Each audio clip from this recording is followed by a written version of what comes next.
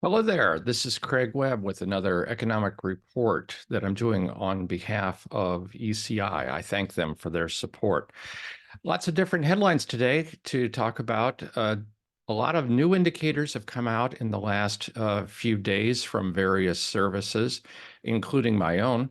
I'm going to go through a series of positive and negative economic indicators, and I believe that we can still say that the glass is half full and rising over the course of this year. The big report that I just put out is called the Construction Supply 150. You can find it at webanalytics.com, and it's a collection of 150 of the biggest and most important building material dealers in the country. They really had various results depending on what type of company they are. 75% of them had sales drops, in particular from lumber yards, and largely because lumber prices went down 48% in the past year. If you compare, though, those numbers with, let's say, what specialty dealers were doing or home centers and hardware stores, you can see that lumber had a huge impact on what happened in 2023. Things are going to be different this year, though. The average increase that people are predicting is about 4.4%. And you can see that, 60% of people want to acquire other companies. A significant number want to offer new services and the like. So I think now that we've come through this major drop on the roller coaster, things are going to smooth out a little bit and people are feeling a little better about where we're going. The report also has a lot of useful benchmarks you can have on sales per branch, sales per employee.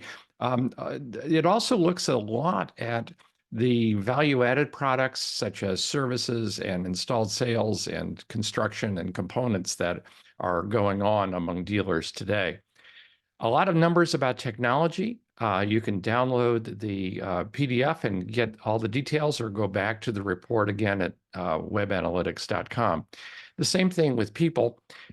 In general, it seems that it's a little bit easier to find workers in 2023 than it was the year before. There are concerns also that this industry is pale, male, and stale. It's not quite as true as you think it is, but we've still got a ways to go. So that's from that report. I now want to go through a whole series of reasons why things are a little bit troubling right now in the economy, but in general, why I think you should still feel optimistic about where things are going. John Burns Research and Consulting says, for example, that orders slipped in March. Weather seems to be a factor. It showed up here. It also showed up in the Builders First Source report for how they did in the first quarter. Single family up, multifamily as expected was down. Repair and remodel down, and that's largely because Builders First Source does a lot of work in the Northeast, particularly their ownership of National Lumber in New England. So if you have bad weather up there, their R&R numbers tend to look a little poor. Job sloth, job growth did slow in April. And there's a belief that in some ways this is a good sign because it means the economy is cooling a little bit from what it was. Wage growth also seems to be going down. So that's once again another sign, along with the personnel numbers that I had, that people seem to be having a slightly easier time finding workers. So they don't have to really jump up with the wages like they did in the past. Architectural billings are still troubled, and they've softened further, in fact, in March. That's a sign that the commercial market and the custom home market are not quite doing as well.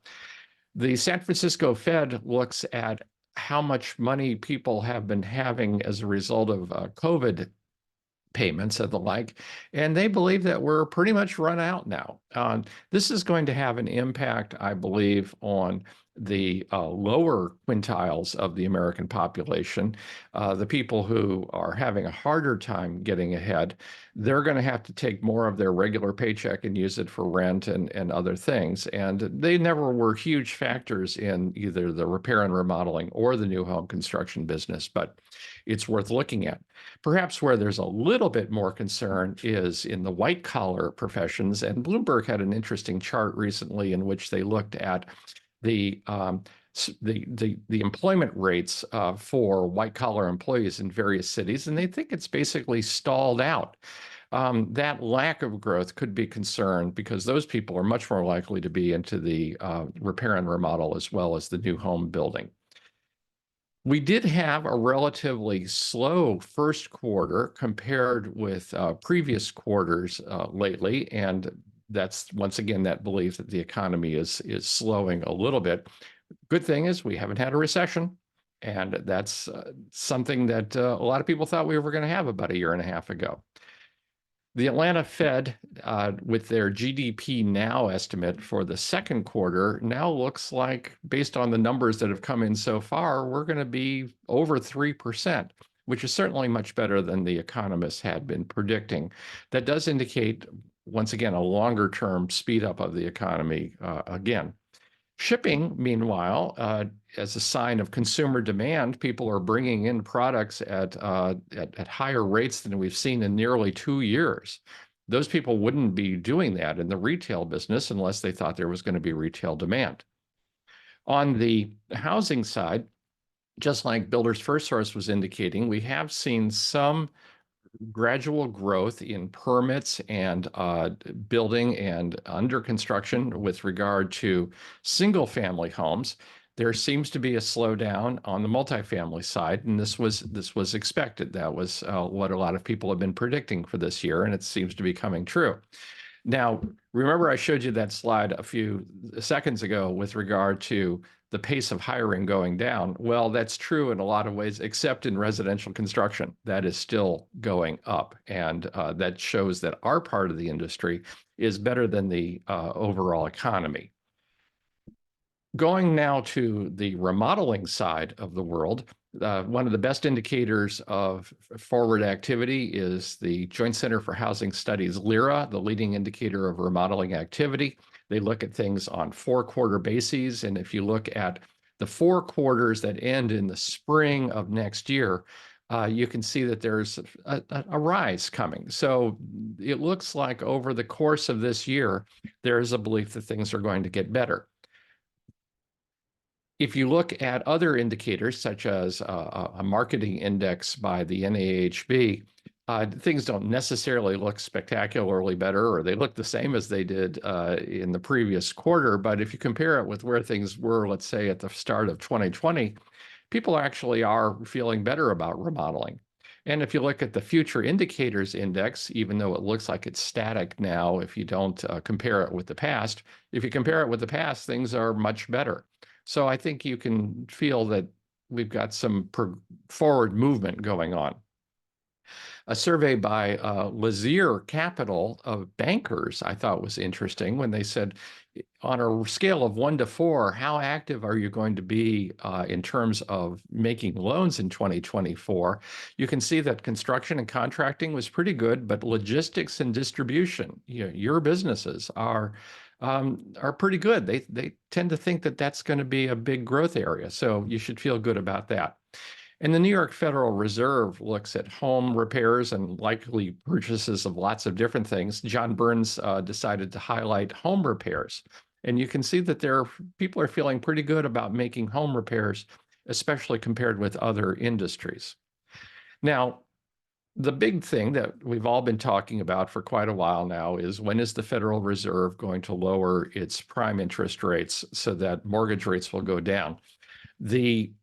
We've had back and forth indicators about this, and it has a lot to do with the consumer price index and where that's going. And frankly, it hasn't been going as well as we would like, in part because housing is a huge part of the consumer price index. It's the second biggest factor in growth in the first quarter of the gross domestic product. And by growth, that means probably spending, people spending money on things like products, which John Burns is saying we've had some increases year over year in March. Demand for apartments across the country remains strong, which means that leases and what you're paying for rent is probably not going to drop significantly this year. And rent is a big part of the consumer price index, along with those building product costs, the housing costs, and the like.